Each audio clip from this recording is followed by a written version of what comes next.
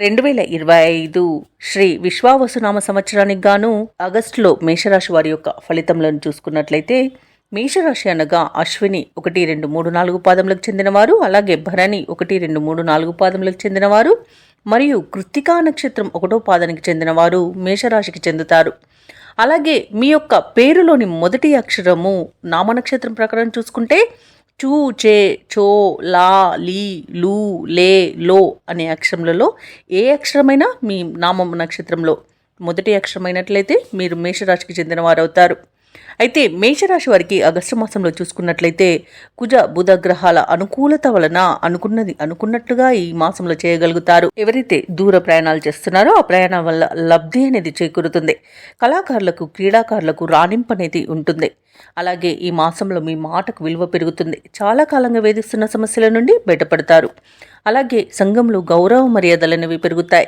ఇక ఉద్యోగస్తులు ఎవరైతే ఉన్నారో వారు ఉన్నతాధికారులతో సఖ్యత మరియు గుర్తింపు లభించడం వలన ప్రమోషన్స్, ఇంక్రిమెంట్స్ అనేవి లభిస్తాయి. సమాజంలో మంచి గుర్తింపును పొందుతారు. ఆభరణాలను, గృహోపకరణాలను కొనుగోలు చేస్తారు. శుభకార్యాలను నిర్వహిస్తారు. అలాగే నూతన పరిచయాల వలన లబ్ధి అనేది చేకూరుతుంది. బంధుమిత్రుల వల్ల, సన్నిహితుల వల్ల లాభాలను పొందుతారు. కీర్తి ప్రతిష్టలనేవి పెరుగుతాయి. శత్రుజయం కలుగుతుంది. సంతాన వృద్ధి కలుగుతుంది. అలాగే కుటుంబంలో పండుగ వాతావరణం అనేది నెలకొంటుంది.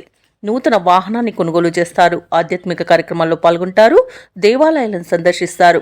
సంపూర్ణమైన ఆరోగ్యం సంప్రాప్తిస్తుంది. అలాగే మేషరాశి వారికి శని మరియు రవి గ్రహాల అనుకూలత లేని కారణంగా అధిక ఖర్చులు అనేవి కనబడుతున్నవి. రుణాలు చేయవలసి రావచ్చు. అలాగే అవమానాలను, అపనిందనలను ఎదుర్కొంటారు. వృత్తి వ్యాపారాలలో ఎవరైతే ఉన్నారో వారి యొక్క వ్యాపారాలలో ఆటంకాలు అనేవి ఎదురవుతాయి. ఇక వ్యాపారస్తులకు సామాన్యమైన లాభాలు లభిస్తాయి. అలాగే ఆర్థిక సమస్యలు అత్యధికంగా ఉండే అవకాశం కనిపిస్తుంది. కాబట్టి మేషరాశి వారు శనివారం రోజున శని గ్రహానికి తైలాభిషేకం చేయించుకోవడం వలన మంచి శుభ ఫలితాలు అనేవి కలుగుతాయి. హనుమాన్ చాలీస పఠనం చేయడం వలన మీకు పనులలో వచ్చే ఆటంకాలు కూడా తొలగిపోతాయి.